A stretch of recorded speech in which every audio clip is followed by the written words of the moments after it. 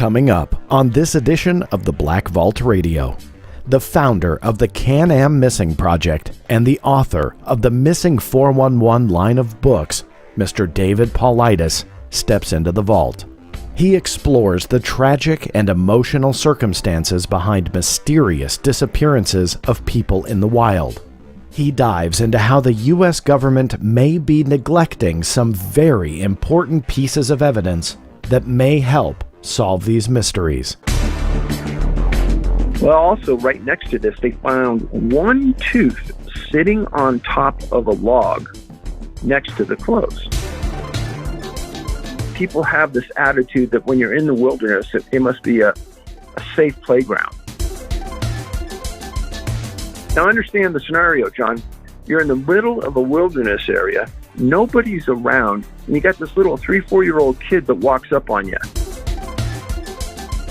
Law enforcement agencies don't do well with the unknown. They don't want to address it, and they never want to say to the public, we don't understand it, or this is confusing. They always want to look like they're in charge. All that and much more. So stay tuned. The Black Vault Radio is about to begin. More than 20 years ago, I began a journey.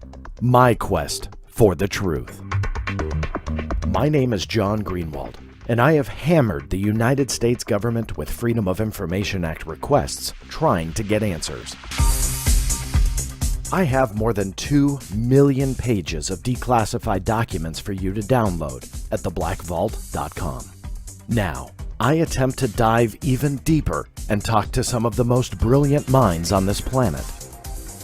No government secret is off limits, and no question is off the table. All I aim for is the truth. This is the Black Vault Radio.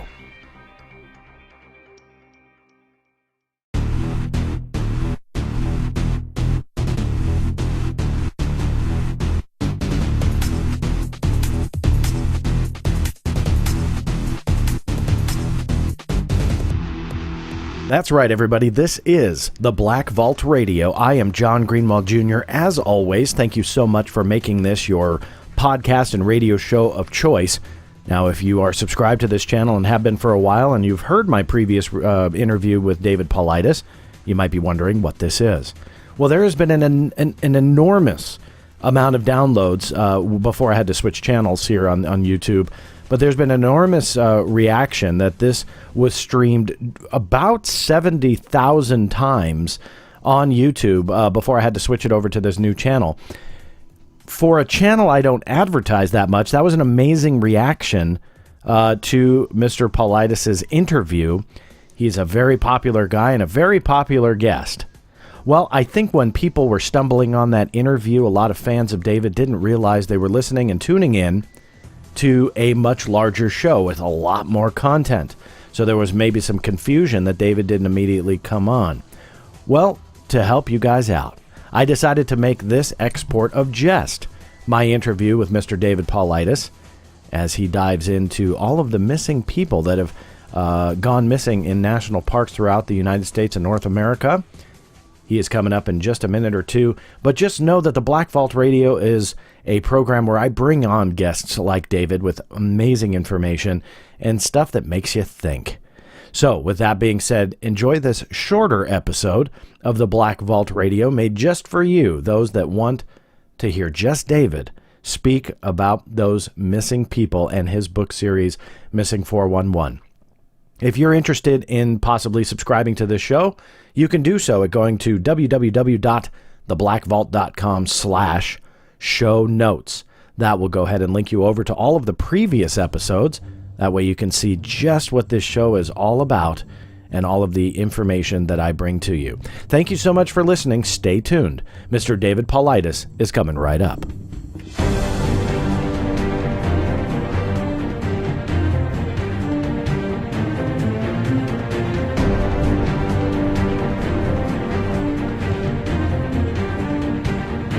In this episode's TBV Dialogue segment, I welcome David Paulides into the vault. David has an undergraduate and a graduate degree from the University of San Francisco, and has a professional background that includes 20 years in law enforcement and senior executive positions in the technology sector.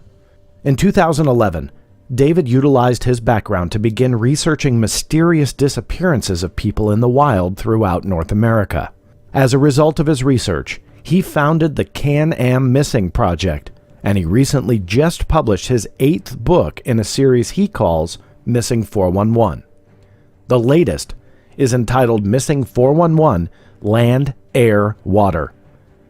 In May of 2017, Missing 411, the documentary, was released to the world, in which David was listed as the executive producer, and of course, the entire documentary was based on his hard work, his thorough research, and his long line of books on the topic. Let me welcome to the show Mr. David Paulides. Hey, John, it's my pleasure to be here with you. It's an honor to have you, and I've got a lot of respect for you. I've mentioned this on the show before about original research, and that is something that I really do respect, the very select few that pursue original research. And what I mean by that is you're not just copying what other people are doing. You are in the forefront, getting out there and really pursuing something that, I mean, I can't name anybody that's really doing this specific research, but they should. And you are out there doing the original research, and I do want to commend you for that. So thank you for joining me on the show. I want to ask you how you got started in researching these mysterious disappearances. How did that come about? So I was doing some peripheral research at a national park, and in a national park, the people you really want to talk to are the people that run the concessions there, because they're not employees of the government.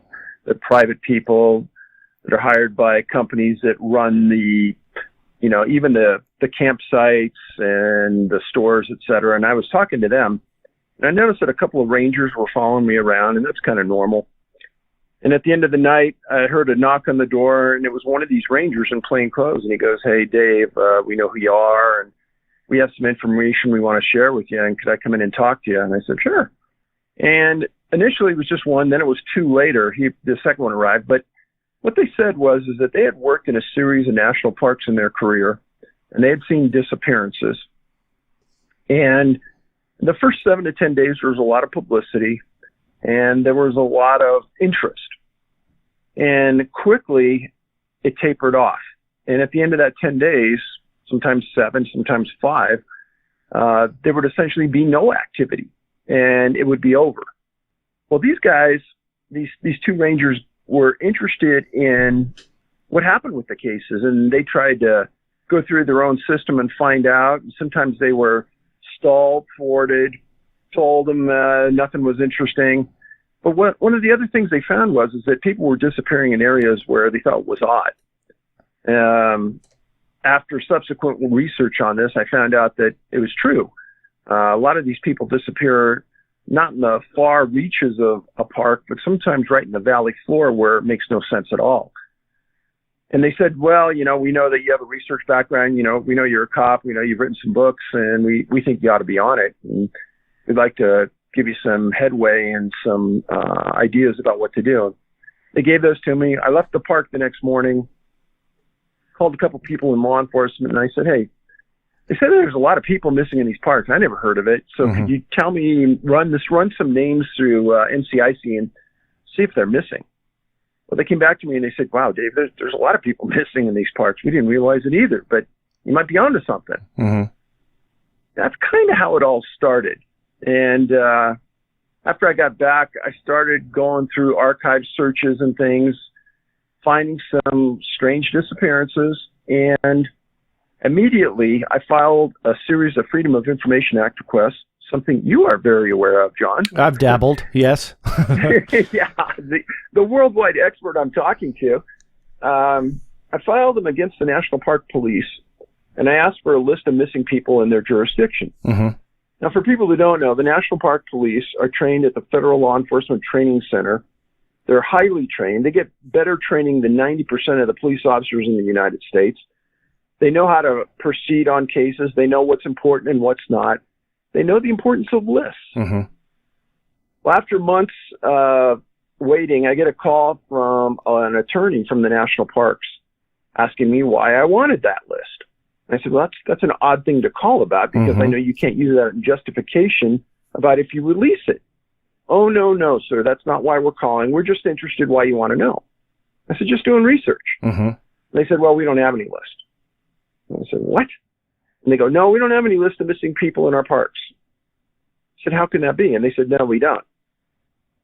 I said, okay. So I got off the phone. I spoke with my buddies in law enforcement. They said, well, it must be semantics. Maybe it's the way you worded it or something, but let's try it again.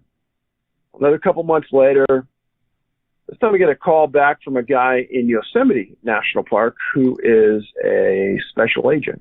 His name was YU.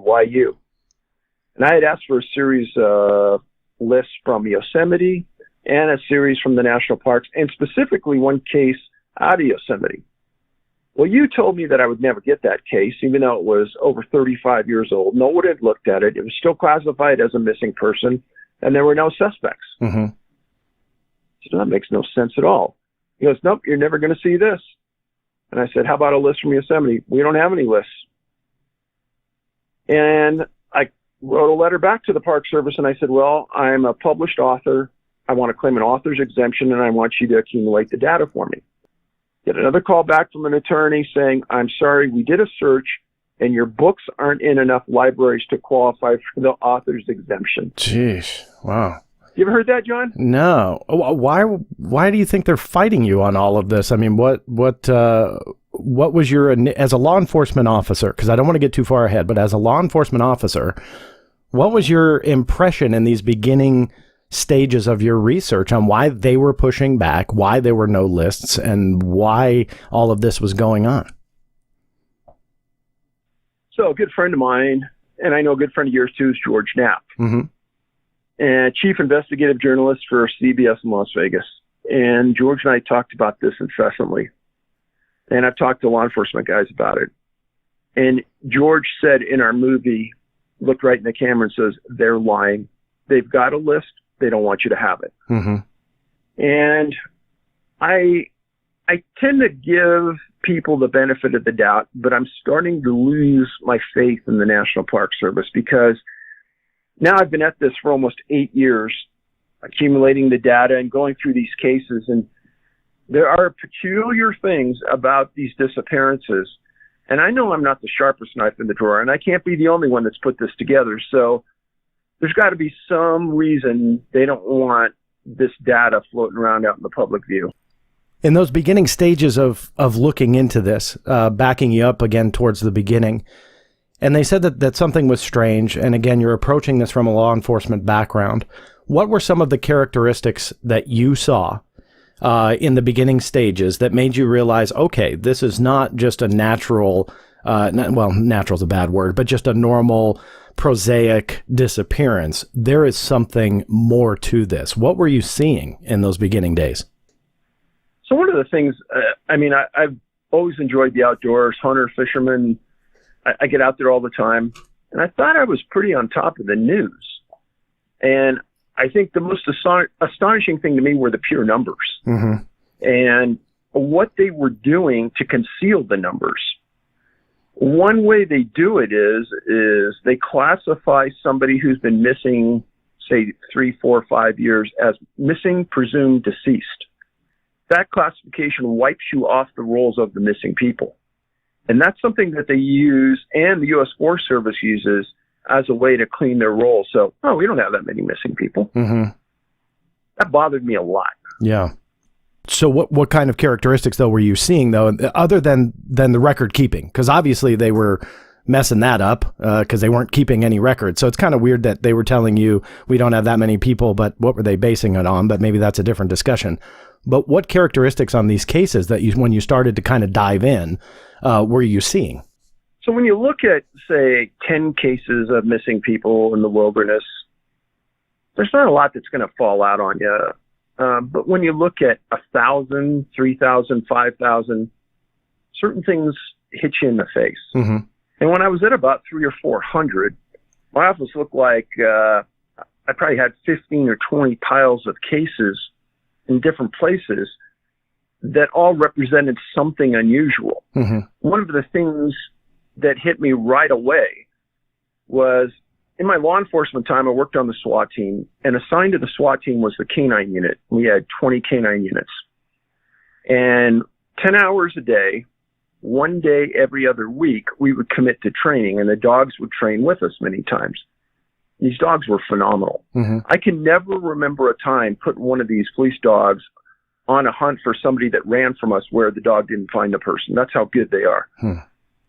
Well, I found hundreds of cases where canines were put on the scent trail of someone who disappeared, and they couldn't find the person.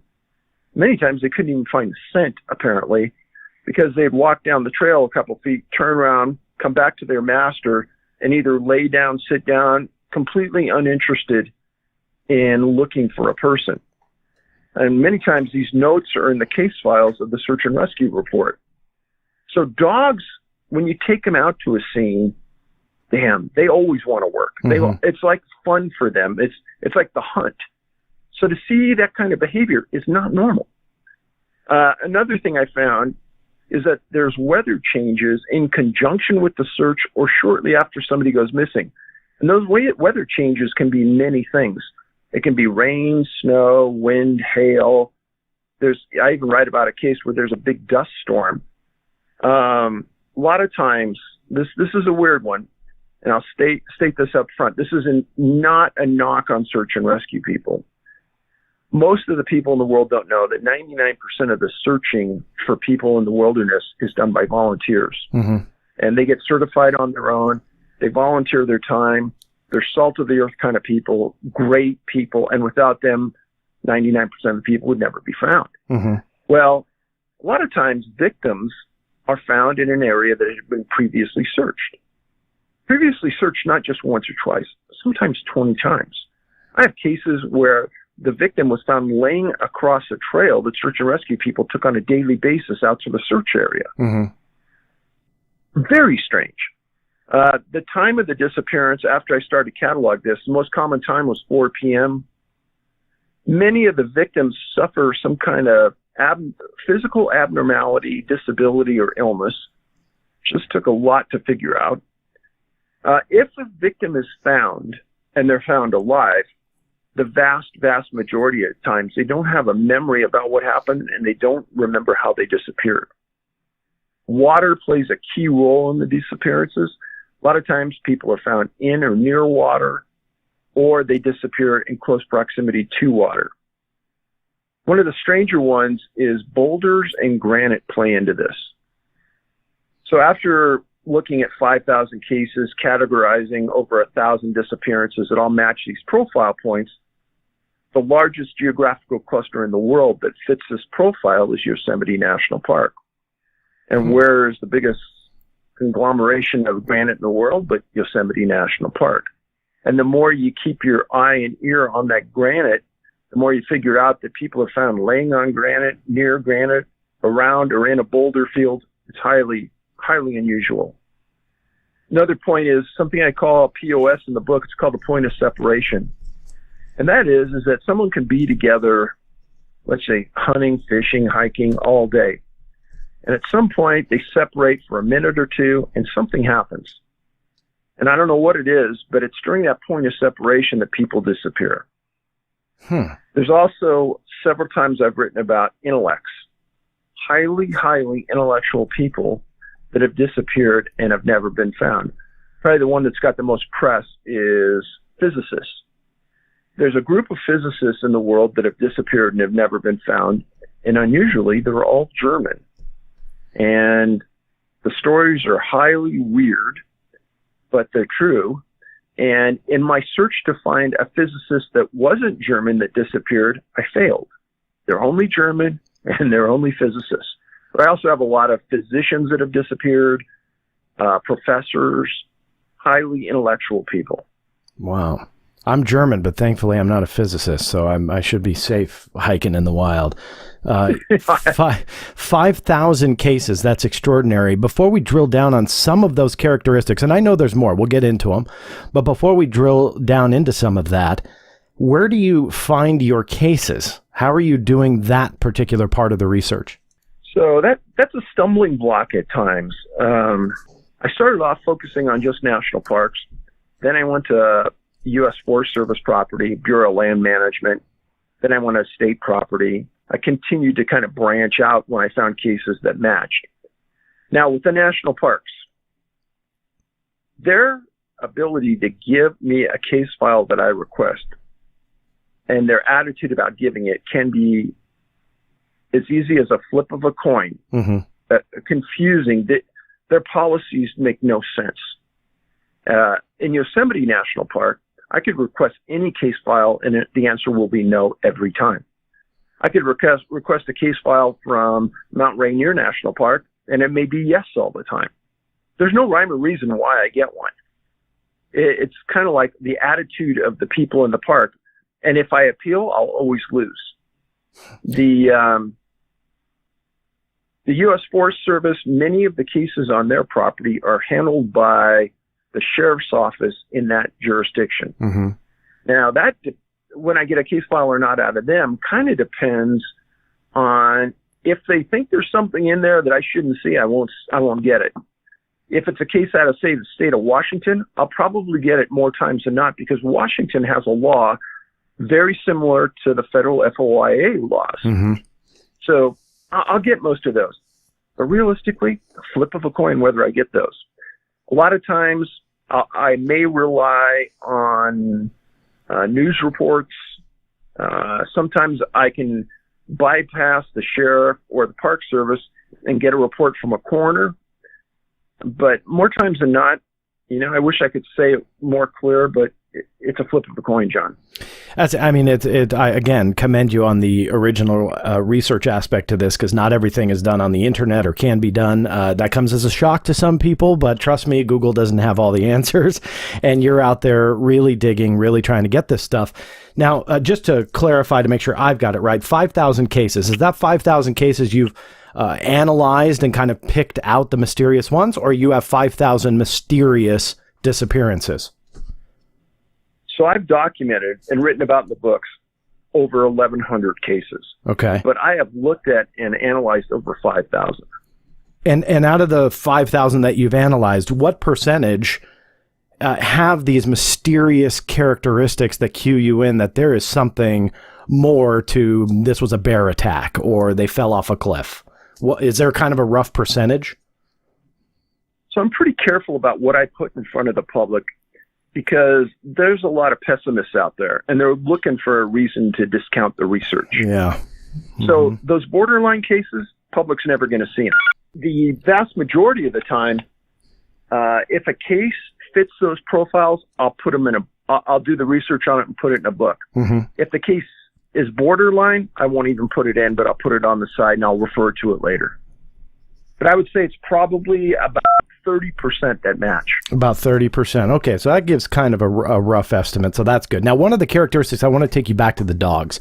The animal aspect, just because I love animals, is a very interesting one. And although you didn't say this, so you may disagree with me, I don't know, but I'll say it. When you say that the dogs get onto a scent, and they're out, and it's like they start on a scent, and maybe they track something to a point, and then it just kind of vanishes. From your law enforcement background, the common sense way to look at that is the scent that they are following, whomever that was, just up and vanished. Is that a right assumption, or can we go that far? I've heard handlers say, well, maybe the person was never here, even though the witnesses say this is the last point they saw him. I've heard explanations that the weather was real bad and it wiped out the scent. I've heard explanations that, from search and rescue people, I put this in the books. It's like that person just got picked up and flew away. I've heard other explanations like they evaporated right into the ground. I put these quotes in the books. So, I've heard it all. Now, we know why you're doing this, and it's amazing work, but I want to ask you something that I hope many people in the audience are asking, and that is why you? Meaning, why isn't the National Park Service more involved? Why aren't local sheriff's offices more involved looking at these mysterious cases and characteristics and realizing these are not easy to quote unquote solve all the time? It seems like to me you're saying they just ignore all of that because nobody is asking the right questions. Is that accurate? So again, I'll give them the benefit of the doubt on some of these things. And I'll say that, let's say you're a ranger at Crater Lake National Park on the law enforcement side, and you have a case of a missing person. And you research it, and in your gut you say, yeah, it's kind of a strange case, but you write it up. You don't have anything else to lean back on. You put it in the file, and you try to forget it because it's a bad memory. Mm-hmm. The truth of the matter is that the Park Service, on one scale, has very limited resources.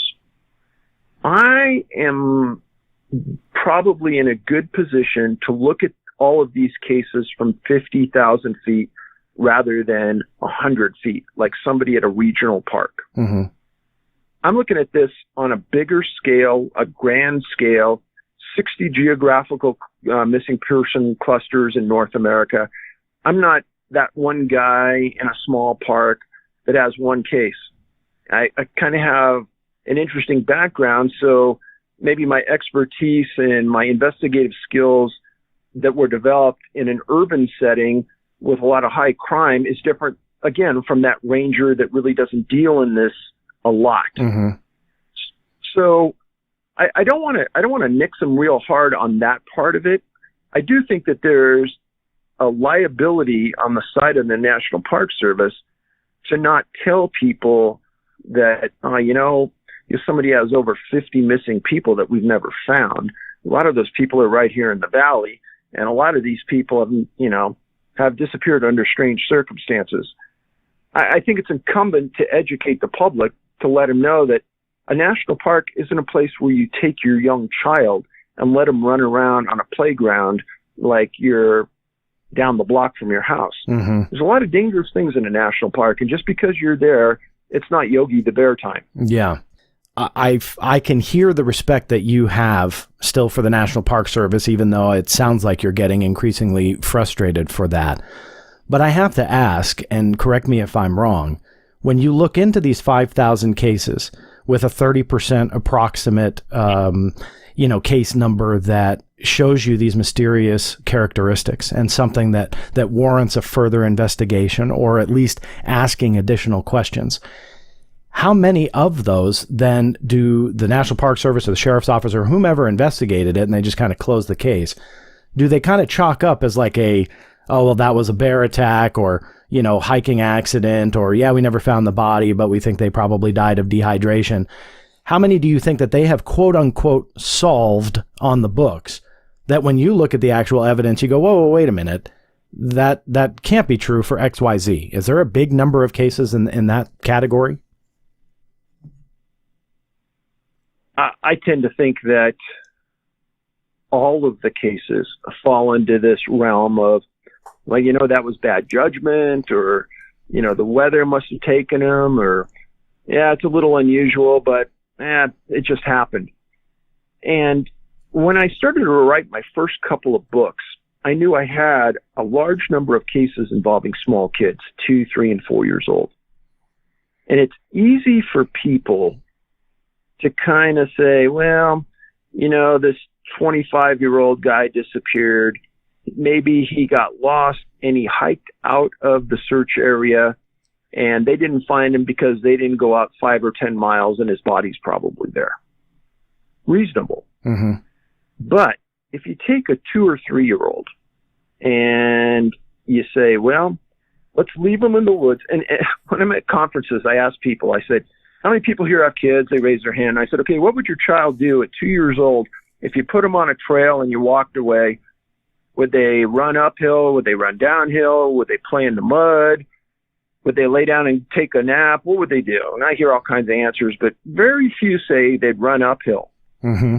But in the books, I have many cases where 2 and 3-year-old kids were found miles and miles from the point they were last seen, and they were found thousands of feet above where they were last at. Wow. Trying to reconcile that in your mind as something natural is very difficult. Mm-hmm. Well, I'm sure. I don't know about you, John, but my kids were always pretty lazy.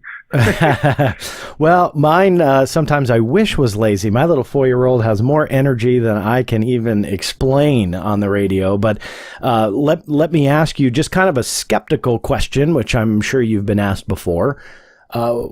When somebody says that that's just simply a potential predator, a coyote, a mountain lion, does your research bear that out or dismiss it? So if there's any evidence of mental health issues, predation, meaning animal attack, then I don't even include those in the books. Mm-hmm. And search and rescue people and law enforcement people that are working these cases, they're looking for that. If somebody has been attacked by an animal, there's going to be drag marks, there's going to be blood, clothing, screams because you're attacked. None of those things ever happen. And when the people are eventually found, I don't have one case where there's ever been animal predation that I've written about. The bodies are intact. They're not abused. There's no sexual trauma, etc. There's no evidence of any criminal behavior. And that's why I wanted to ask you some of these questions, because for those listening, I was honored to speak at the Mile High Mystery Conference that David had put on in Colorado for at least 2 years. Maybe I'll put him on the spot, see if there's going to be another one coming here in 2019. But that being said, I was very struck and very moved, actually, to hear David firsthand really dive in to some of these cases and the emotion behind it. And being fairly skeptical, I will say that when I sat down before David talked, even though I've known him personally for a while, before David talked, I was waiting for the evidence that would kind of lean towards a mountain lion or lean towards some kind of, predation or something like that. And there weren't any. And for those listening, David really has done a great job of really not even dealing with those cases. In fact, when you, like he pointed out, when you do have some kind of animal attack, you've got clothes ripped, you've got blood. And in a lot of these cases, you have quite the opposite, where clothes are like removed, and I'll let you get into the details, but removed with no tears or completely kept intact, no blood, no wounds, no nothing. And to hear that is something that really starts to make you wonder what in the world is going on. So I wanted to point that out just for those who do have a skeptical point of view that might be listening. I wanted to just at least give you that experience that I had firsthand listening to David talk about this, not only on the radio, but again, in person. It's a very powerful thing to sit through, and very emotional. And I will admit, you get teared up when you start thinking about these kids going through whatever this is, going through this, and ultimately the end is not what we want it to be. So, David, let me kind of pass it back to you. Give me, let's kind of drill down into a specific case. Is there one, or at least one, that really sticks out to you as going, this is why I do what I do and why I research this? Well, I would think that it would be the Jared Adadero case, and where you met Alan Adadero, his dad. Yes. Yeah. So Jared, there was so much about the case that was completely erroneous. First of all, happened in the late 1990s in northern Colorado, and the Adaderos owned a kind of a ranch hotel kind of thing along the river, the Poudre River in Northern California, an idyllic spot. Jared was 3, almost 4 years old, and he was an outdoor kid, really, really personable.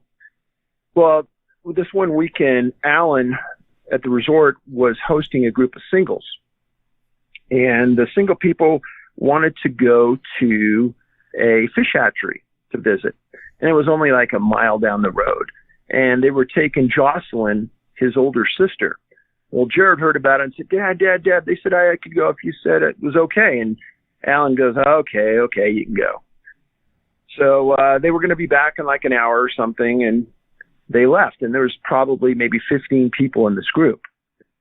Well, when they were at the fish hatchery, they decided that they wanted to go up the road another 20 miles to a place called the Big South Trail. And that's a gorgeous area that follows the Poudre River into the wilderness. And they never told Alan. They just took the kids and went. Well, as single people will, they lost track of Jared on the trail somewhere. And they came back and they told Alan, hey, this is the quote, everything is okay, but we can't find Jared. Wow. Can you imagine if you were told that? Heart-wrenching to hear that. Oh, my God. So Alan gets in his truck, drives up there, and he goes, in his mind, he's saying, okay, I'll find them. He'd never been to this trail either, even though it was fairly close to his place. And he gets there, and he starts going down the trail, and he can't believe that he's not seeing anybody. It's really remote. It's along the river. He's afraid Jared may go in the river, and et cetera, et cetera, et cetera. Make a long story short, he comes back. Larimer County sheriffs start to arrive, and one of the biggest cases in Colorado history starts to lay itself out. And they start calling for search and rescue support. They start calling for more horsepower, manpower, everything you can imagine. And this thing turns into a huge, huge multi-day effort. At one point in the third day, they got air support from the Air Force. And an Air Force helicopter is flying in, and it crashes right in the middle of the search zone. Wow. Shuts down everything. And one of the things I've written about in my books is that there's an abnormal number of aircraft crashes in conjunction with these searches. And I can't explain why, because they seem to be all different reasons, but there is. And that shut down the search for a good couple days. And they had brought canines in. They hadn't picked up a scent. They had hundreds of ground teams in there. Alan was approached by some of the best search and rescue dogs in the world. And they said, hey, we'll volunteer our time. We'll be there in a day. He goes to the search and rescue people, and they say, no, you can't let him in. And that's something about some of these searches. There's this territorialism in the attitude. Rather than bringing in the best resources, sometimes these people only want their own resources in there. So search is about 10 days old. Alan is sitting in the command van, and one of the dog handlers says, hey, we need the scent bag. We're going to put some new dogs out. Well, one of the law enforcement guys reaches under the cupboard and brings out this giant bag and hands it to the searcher. And Alan goes, hey, wait a minute. What's in that? And he goes, oh, here, you can look at it. And he goes, Alan looks inside, and it's Alan's shorts. Ugh, they were using the wrong one. In the scent bag. Yeah. So they haven't even been searching with the right scent. Wow. Alan was furious. Yeah, I would imagine. And what day was that, just to clarify and timestamp it? I mean, this wasn't day one, was it, or was it? No, it wasn't day one. It was down the trail a little bit. But so they eventually have to call off the search. They're about 10 days into it. They don't have anything. They don't know. They told Alan that they were, highly certain that Jared must have fallen in the river and drowned because they couldn't find any scent. They couldn't find any evidence he was on the mountain. But they did find 2 fishermen. Apparently, Jared ran in front of this group of young people on the trail.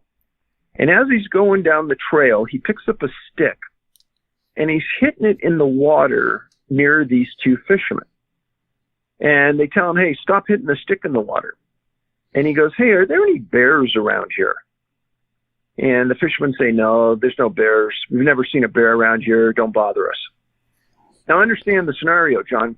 You're in the middle of a wilderness area. Nobody's around. And you got this little 3-4-year-old kid that walks up on you. Yeah, I'm not going to tell him to go away, that's for sure. Exactly. Wow. That was the last time anyone saw Jared alive.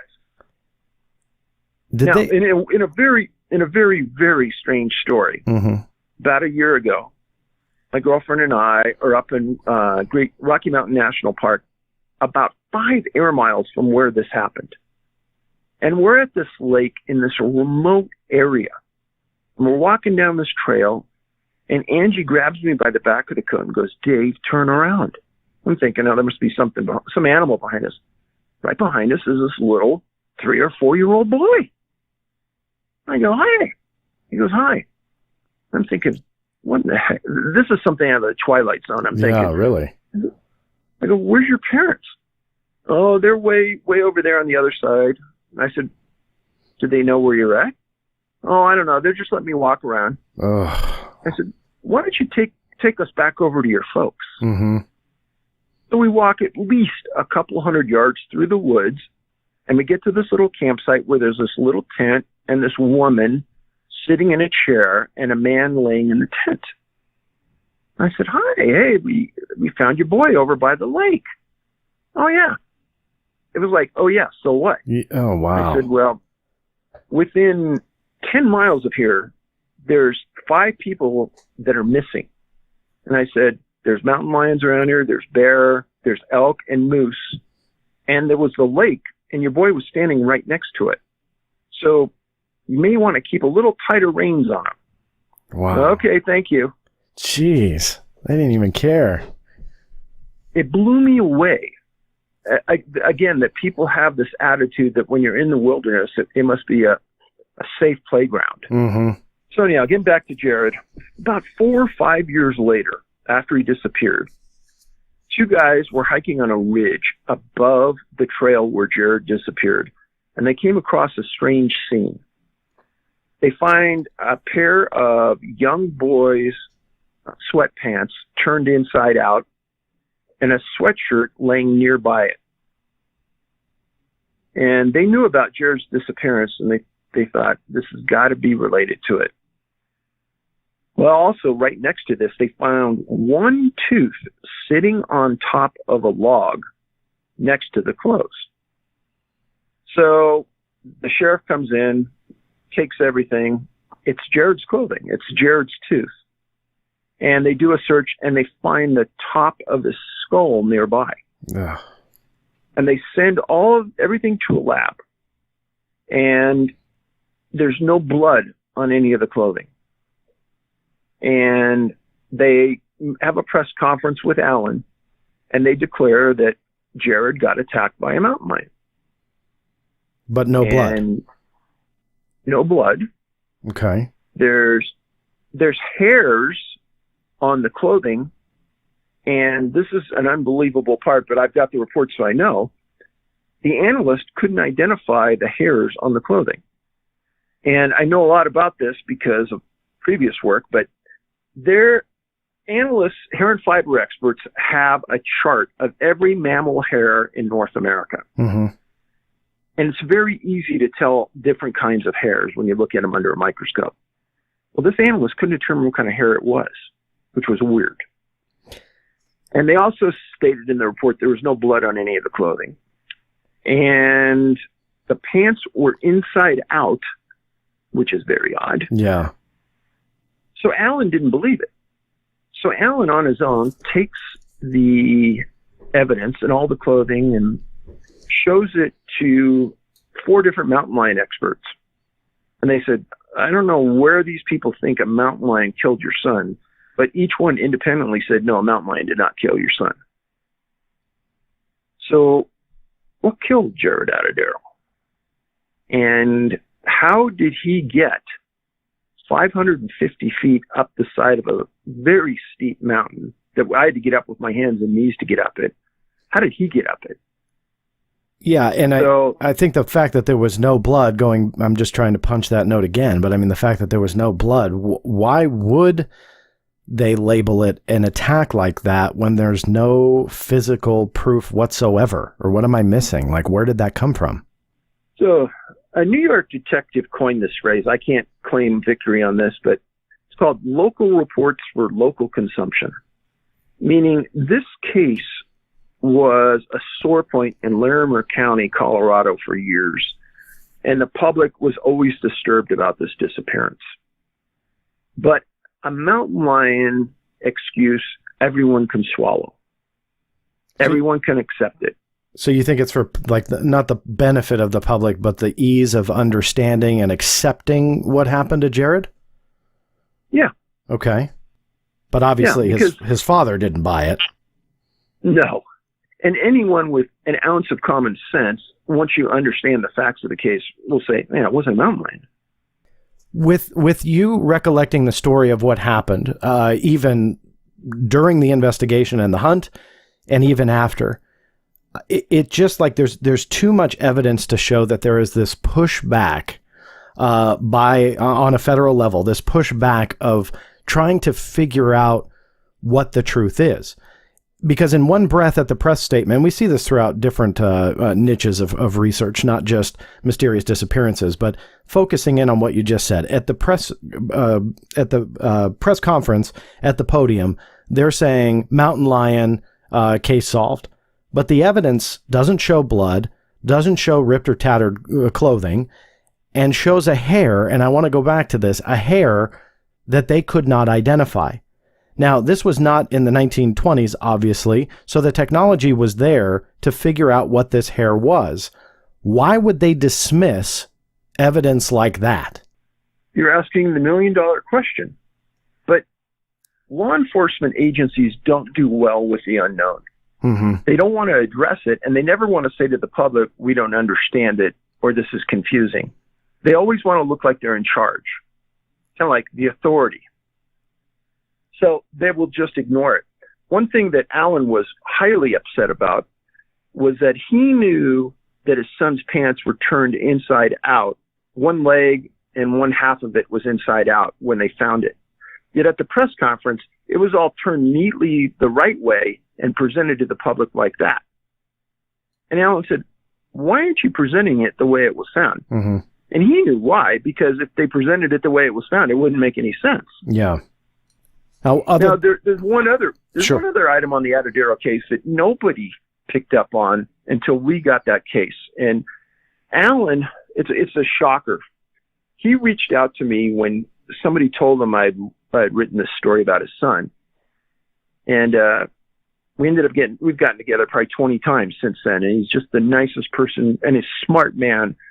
He's a teacher. Mm-hmm. And he still had his son's skull. And he showed it to me. And right away, there were things about that skull that didn't look right. Namely, on the side of the skull, there were cut marks in the skull as though you took a really sharp knife and purposely put these marks in the side of the skull. Now, the excuse Alan was given, which is just the worst, is that, his skull must have traveled down the river, and these rocks made these abrasions in the skull. Now, remember, everything about Jared was found 550 feet above that river. That skull never met the water. Wow. And the cut marks in the skull weren't like rocks scratching it. We're talking about something really sharp. Mm-hmm. So when I saw it, I took the pictures, and I sent him to Harvey Pratt, who was agent with the Oklahoma Bureau of Investigation. And I knew he had forensic contacts that would look at this and give us an opinion. And some of these were forensic examiners that have seen thousands of skulls. And Harvey showed the pictures to one of these experts. And he said in the 5,000 cases he's looked at, he's never seen anything like it. From the physical evidence side or the story as a whole? We're just talking about the marks on the side of that skull. Just the marks. Okay, I thought maybe it was he was looking at everything. Okay, gotcha. So that's pretty convincing evidence to everyone I've ever showed that to, that something really, really weird happened there. And the Atadero case is not alone. It's extraordinarily powerful when you hear you talk about it and when you hear Alan talk about it. But it does not stand alone. Tell the audience about another case, which I'll let you select. But tell them about another one that just shows you there's much more going on here.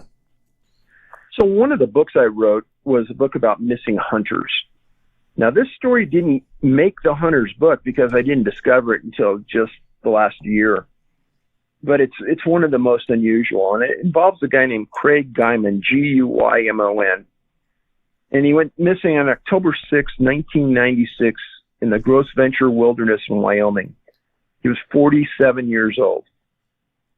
Now, before I tell you that story, I have a couple of buddies of mine named Ruben Uriarty and Noe Torres. And Ruben is one of the state directors for MUFON, Mutual UFO Network. Mm-hmm. And I've spoken in front of those groups. I don't even know. You might know Ruben. I do. Yeah, I've been friends with him for a long, long time. I love that guy. He's going to be coming up hopefully soon here on the show. For those listening, he'll be coming up. But so you talked to Ruben. Yeah, and he wrote a book called Aliens in the Forest. Mm-hmm. And in 1964, a guy named Donald Shroom, who was employed as a U.S. missile manufacturing contractor, this guy was hunting near Cisco Grove, California, off Highway 80, kind of on your way to Tahoe, 25 miles west of the lake. And while he was out there by himself hunting, he states he met two unusually dressed alien-type people, and they chased him up a tree. He says as he's on top of this tree, they released some kind of gas that made him unconscious. And when he woke up the next day, he couldn't remember much. And I won't tell you everything about this story, but I will tell you that Noe and Ruben did one great job of researching and getting government documentation that this was a real thing. Mm-hmm. I kind of hold that story in the back of your mind. Now, in the Guyman story, October 6, 76, he's hunting with a group of friends on horseback. And they're hunting near an area called Soda Lake outside of Pinedale, Wyoming. And they were on the horseback, and they were hunting around, and they were looking for elk. And he gets off, shot, thought he hit an elk, rode up a little closer, and then he had to get off, tied up his horse, and him and his buddies separated, and he went one way, they went another way. Again, point of separation. Well, his friends realized that they couldn't locate Craig, and they couldn't locate the elk, and they couldn't find anything. And they searched that night, and then the next day they called for the sheriff, and a massive search ensues. Now, so that happened on October 6th.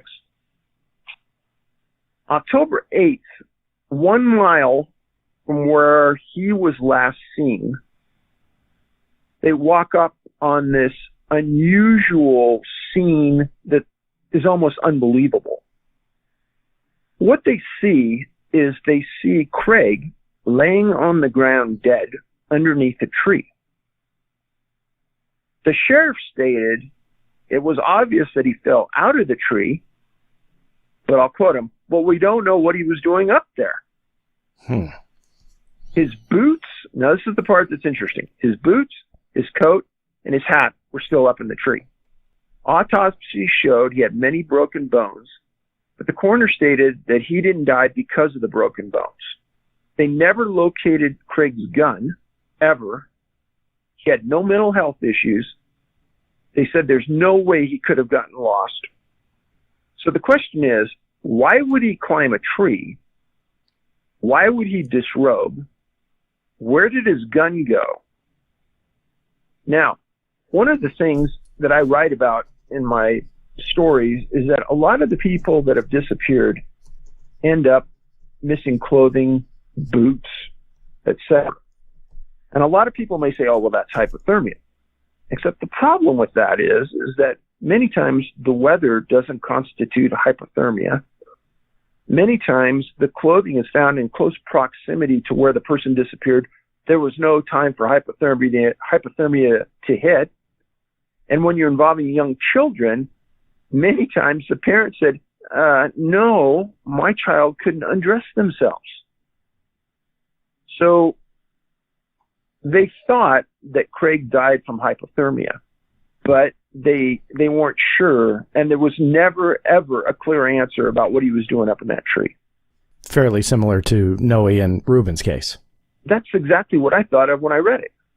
Do you find a connection? Because obviously, going to Ruben's case, and you had brought it up that he had kind of said that they were aliens dressed up. Is there a connection between these disappearances and aliens? Is that what you're leaning towards? Not in the least. Okay. This was just one case that seemed to have the same factors in a story that Ruben wrote about. Which, and again, The mind is very interesting. Not to cut you off, the mind is very interesting. Where it possibly wasn't an alien. That's just what it was recalled as by the human brain. But let me just kind of point blank ask: as you go through these cases and you see these connections, what do you think is going on here? So, I've sold a lot of books over the years. And I've had thousands of people write to me over the years. And I will swear to you, this is the truth.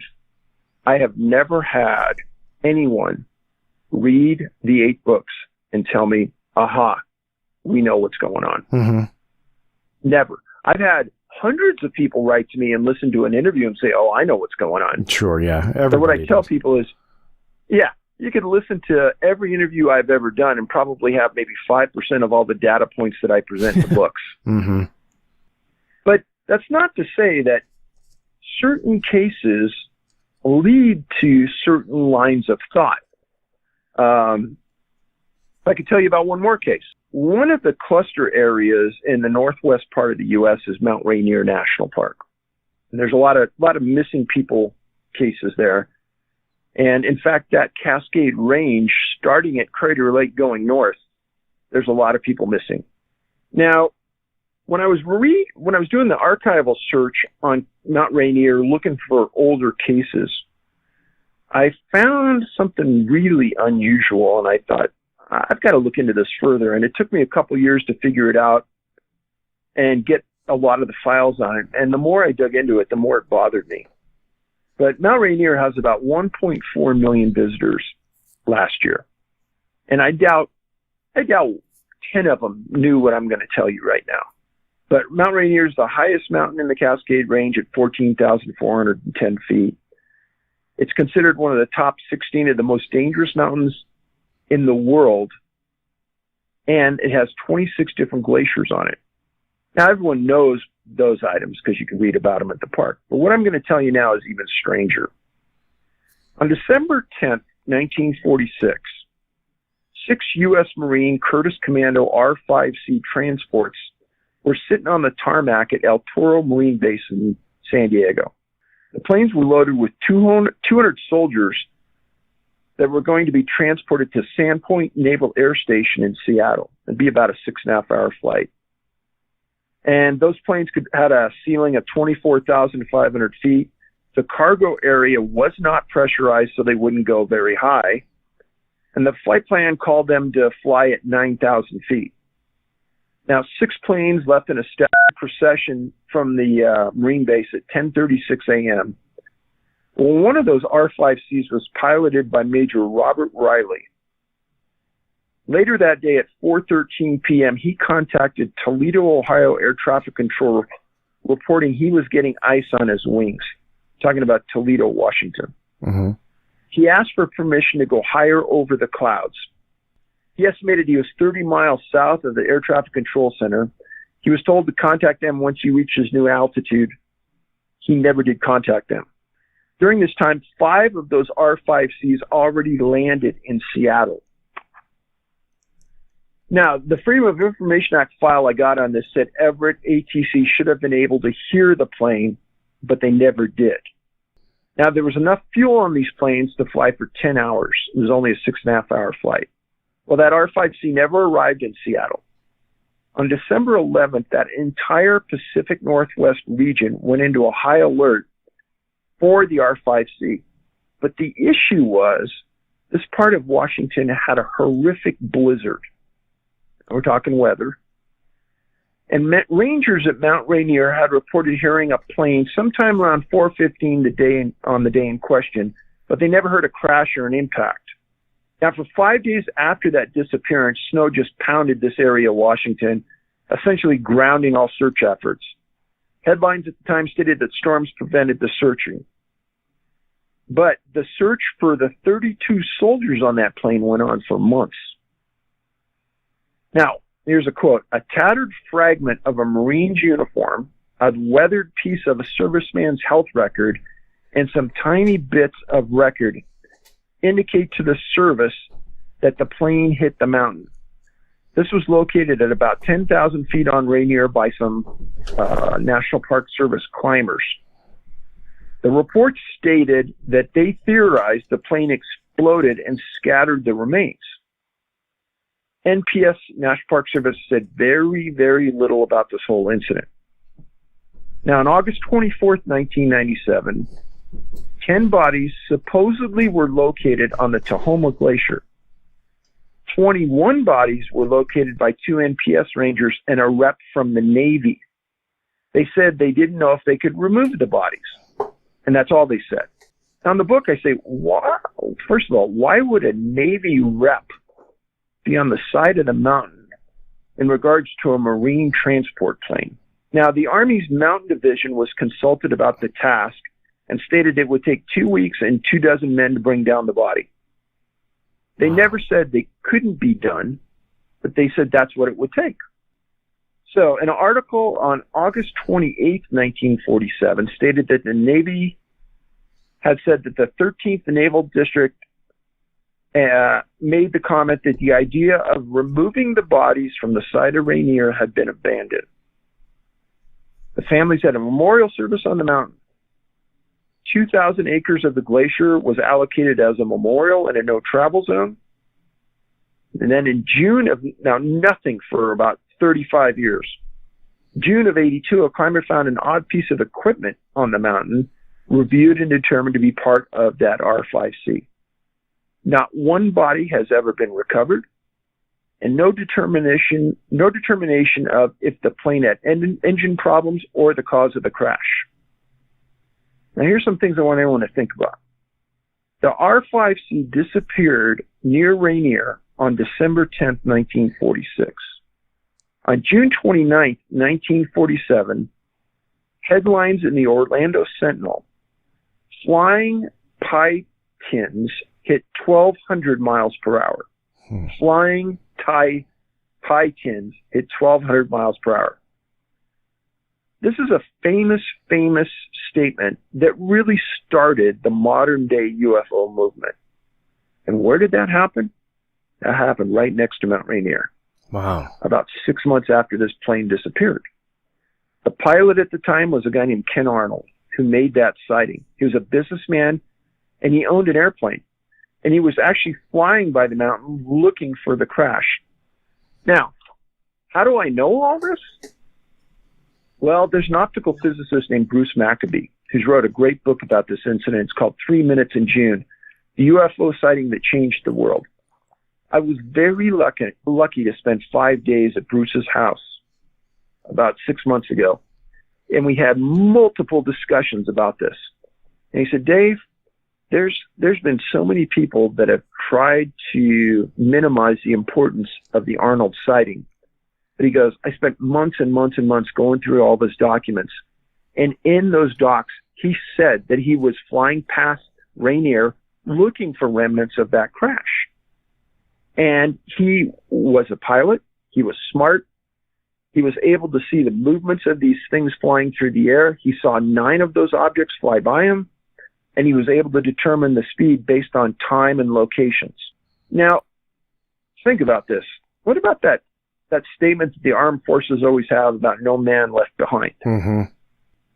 What happened Does it not apply to a mountain in our own U.S.? Yeah. Just to clarify, you're saying that according to Dr. Maccabee, Kenneth Arnold was seeking that wreckage? Did I understand that correctly?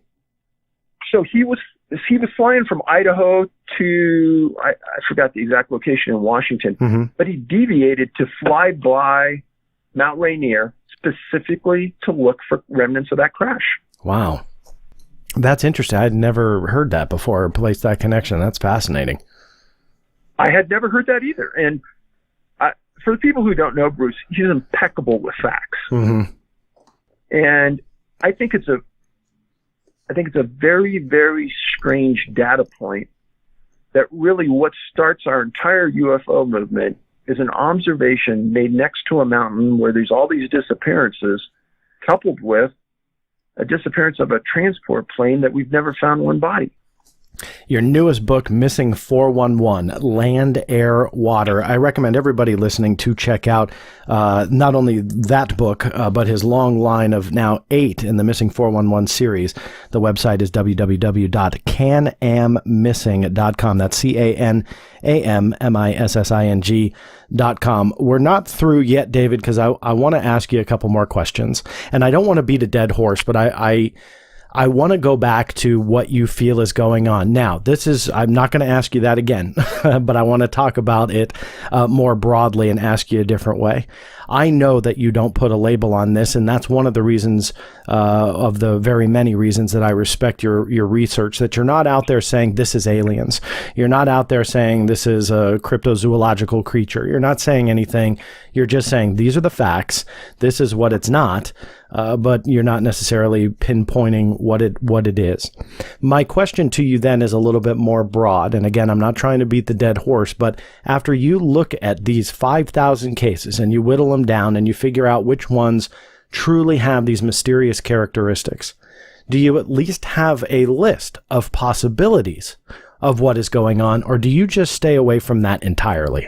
This is hard for people to understand, but I could be a really good investigator at accumulating data, understanding these profile points, sifting and getting the reports, and kind of filtering through the elements to understand what's applicable and what's not.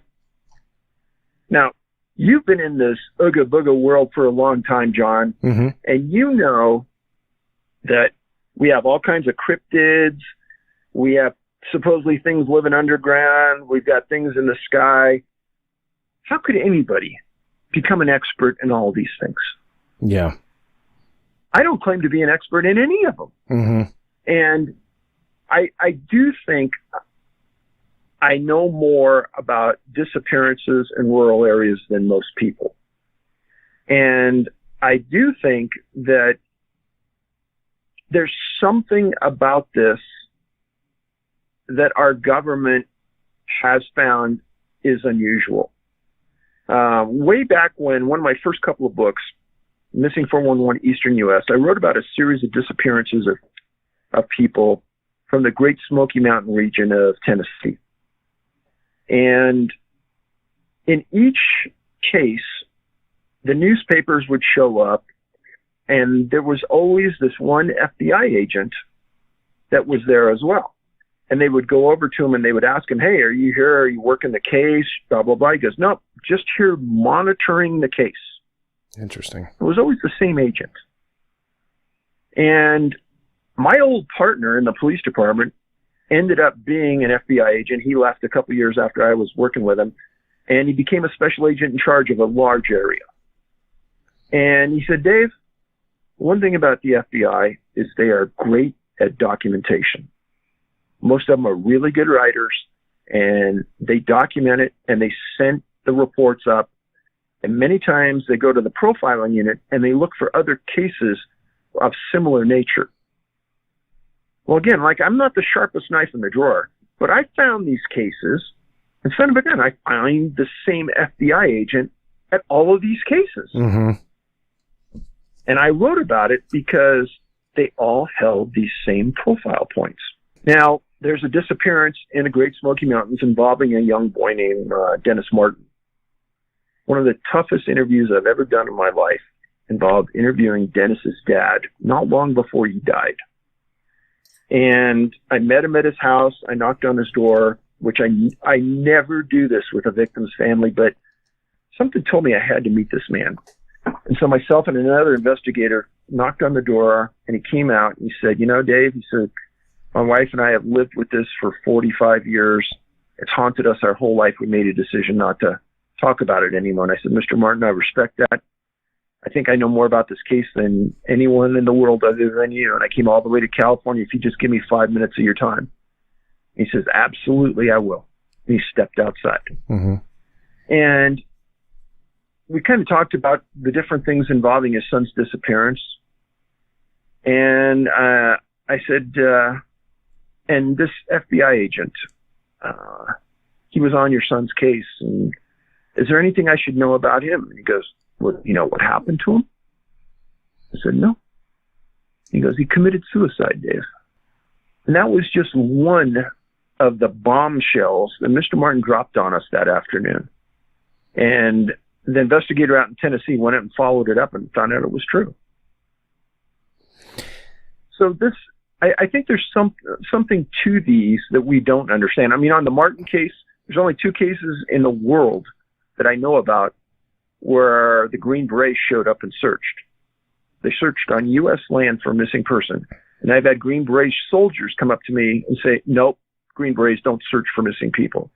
But I have 2 documented for sure cases where they did. And one of them was Dennis Martin's. For those who don't know this aspect of it, tell everybody and speak about how strange it is for that federal involvement, for the FBI to be involved in just kind of monitoring. Is that out of the ordinary? And how out of the ordinary is it for the Green Berets to be involved with a search and rescue? So I've had multiple Green Beret people say, no, Green Berets don't search for missing kids. Mm-hmm. You know, we've got higher tasks, we train, we'll search for bad people in other countries, but no, we're not going to search for your lost kid in the U.S. That's just not going to happen. I've had multiple people tell me this. And I don't know if you've ever experienced this, John, but I filed a Freedom of Information Act request against the Department of the Army for all of the paperwork associated with the Green Berets being on the Dennis Martin search. 3 times I filed this in 7 years. 3 times it was completely 100% ignored. As in they never responded at all? At all.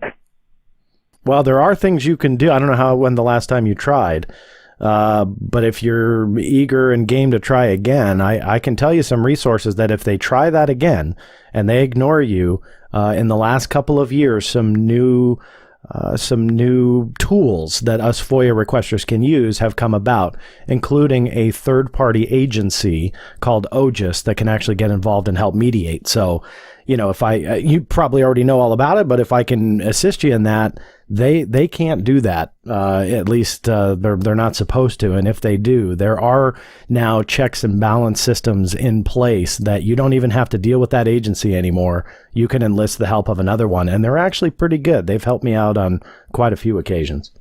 Well, I may have to go that route because it's a very, very frustrating thing, as you know, to kind of have the evidence in front of you and want the background on why they were there. Let's see the orders. Let's see the documentation, things like that. Yeah. Yeah. Well, but, I'd be eager to help you and point you in whatever direction I can to help you, because that kind of stuff's pretty important, I think, in the grander picture. I have gone after documents on the ability, the legality and the ability for the United States military to operate and assist law enforcement on U.S. soil. Now, many people just dismiss it as that doesn't happen, and I will tell you firsthand, there are documents out there that actually show how the military, and this goes beyond the National Guard, but the military can actually assist in civil disturbances. And you get into some really bizarre areas on what the federal government can and can't do, but you realize they can do a lot more than what you might expect. Well, one of the things I've been reminded of dozens of times since I wrote the Dennis Martin story is that most of the time, in circumstances such as this, a local jurisdiction may call for the National Guard. Now, the National Guard are people from the community. Mm-hmm. They don't have top secret clearances. They talk. You're going to see them at the store.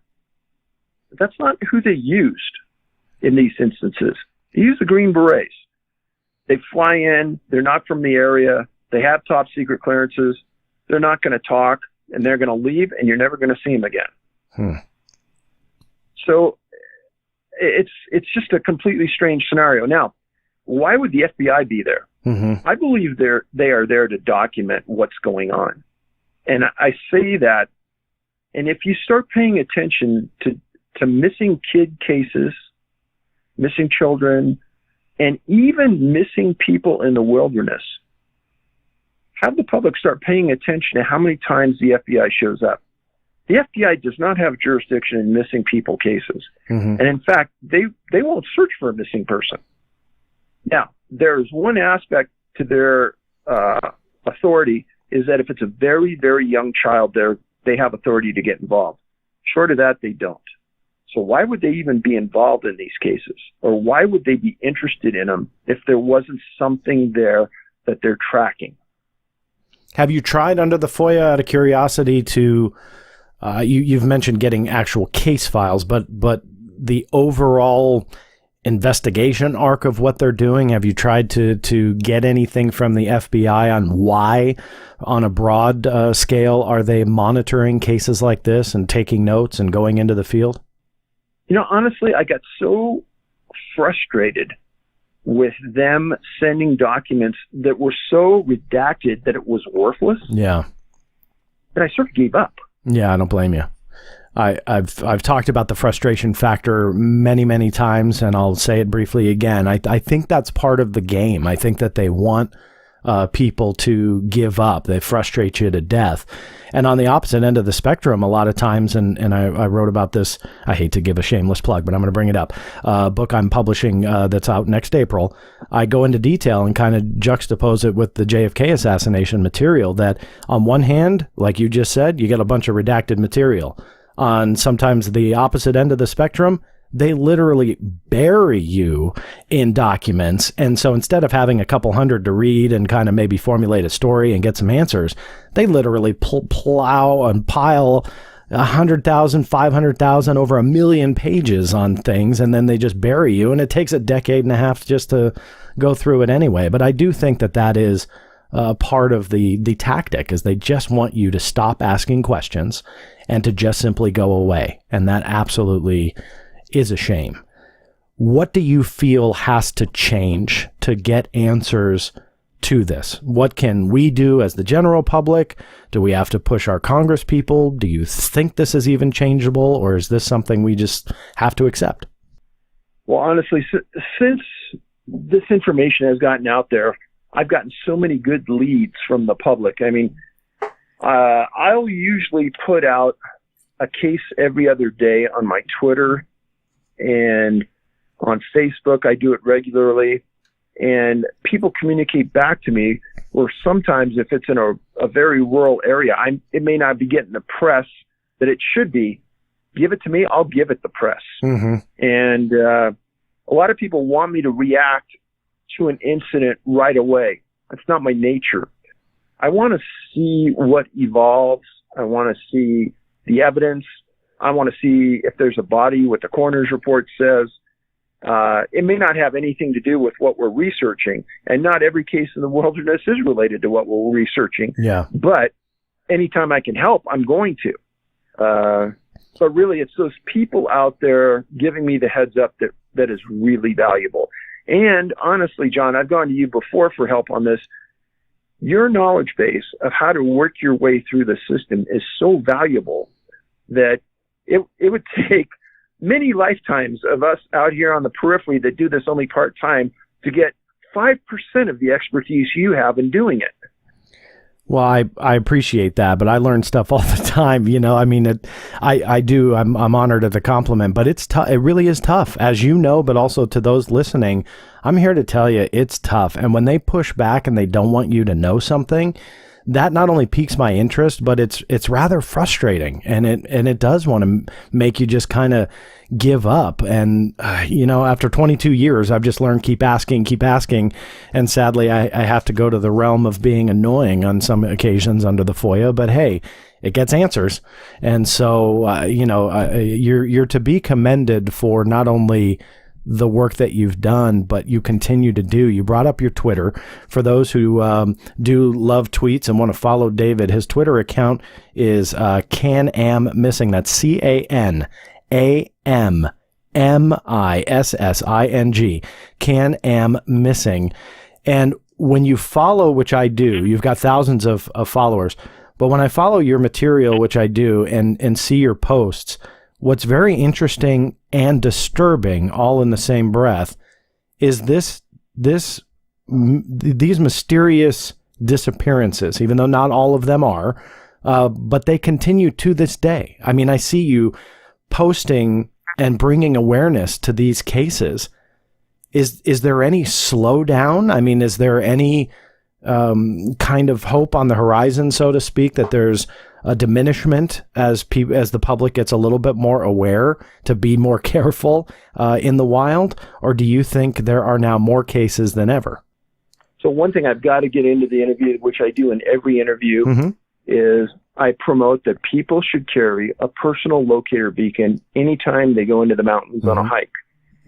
And I promoted this because what it is, there's not a monthly fee. It costs a couple $100. Get them on Amazon. You activate it. It sends a message up to a satellite. That satellite sends a message to NOAA, and then they'll see your GPS coordinates, and they'll call the search and rescue closest to that location. Now, what's funny about that is I was in Australia, and we were filming some segments that you can see on our YouTube channel, which is also CanAm Missing Project. And I actually broke my leg on a trail in the middle of nowhere, Australia. So it can happen to anybody. I broke my fibula, but I was able to, walk my way out of there. And I actually hobbled around for another 8-9 days till I got home. And then I went to the doctors, and they said, well, we know your bone's not broken. I go, how do you know that? They go, well, you're still kind of walking on it.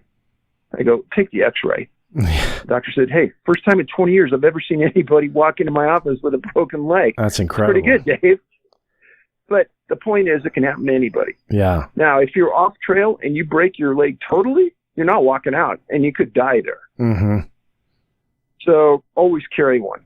And I just would hope that over a period of time, these would slow down, but they haven't. So far, the biggest year that I can find is 2014, and I documented 34 cases that year that fit the profile. Now, it could be that the more visibility these get, the more I hear about. Mm-hmm. I tend not to think that's the case. So you do think that it is a growing issue by the number of cases? Yeah, and maybe it's growing because we're getting more and more people into the wilderness. Mm-hmm.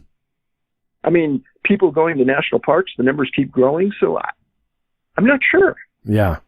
It really is a fascinating topic and disturbing. I mean, and depressing in the sense that a lot of these have tragic ends. Before I lose you here towards the end of the show, can I ask you, are there any cases that don't end in the ultimate tragedy with a death or just a complete disappearance that people are never found? Do you have cases where people do disappear? They are a mysterious disappearance. They do fit the profile, but they end up showing up alive? There are a handful of those cases, and some are really, really young children, mm-hmm. and they can't speak. Others, there's one case I can think of off the top of my head where an adult disappeared in Arkansas. She was found days later, and the story of her disappearance and what happened to her in the woods is more bizarre than anything I could write about somebody not disappearing. And the doctor said at the time that he didn't think she was hallucinating, and he didn't think she had a mental illness. So what happened to her, we don't know. But there are a few of those. And in each incident that people don't remember how they disappeared, they don't remember everything that happened to them while they were gone, but sometimes they remember these highly unusual things that happened to them maybe right in the middle of the incident. Mm-hmm. Is that a common characteristic on cases that don't have that fitting of the profile where people are lost in the wilderness? Is that a common characteristic, or is that part of the profile of those that are found that just don't remember? No, I can't say that it happens the majority of the time when people are found that don't fit the profile. I think a lot of it may depend on the amount of time you're missing, the amount of time you're gone without food and water, and then the more time you're away from those necessities of life, I think the more opportunities there for your mind to glare and maybe not be as sharp as it should be. I can tell you, after I saw you speak and you're an excellent speaker, by the way. If any of you listening have the opportunity to see David at a conference or an appearance that he does, I know he's doing quite a few, definitely do so. It's a very powerful presentation. I've seen it now a couple times on various levels, and you can see also his investigation and research progress. You know, every time you sit through it, there's something new, there's something fresh, that he is completely evolving his research, and that's why I give him as much respect as I can.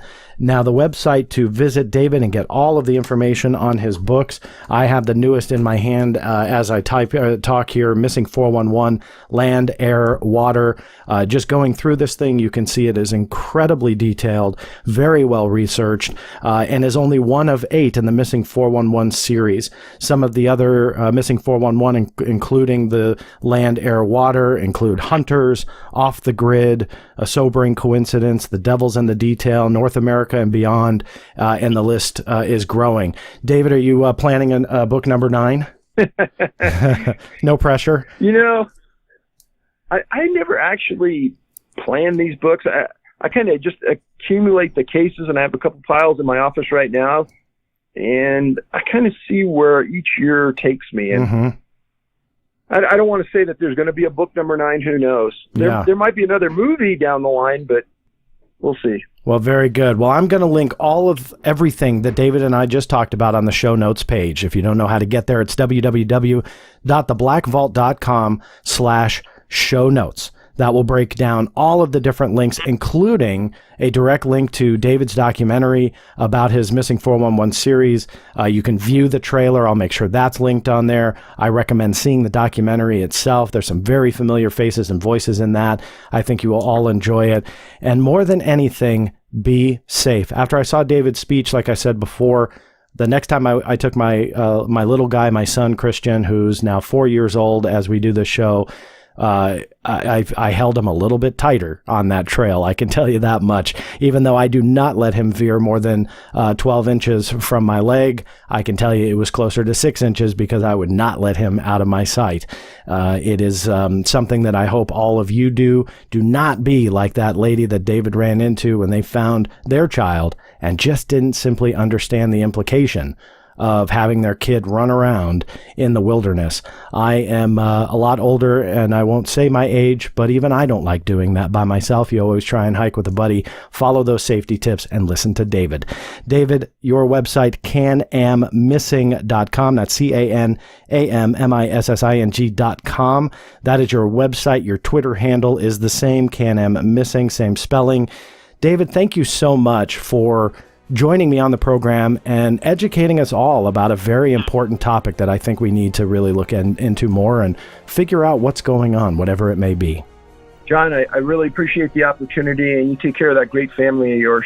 I appreciate it, and you too. Thank you very much.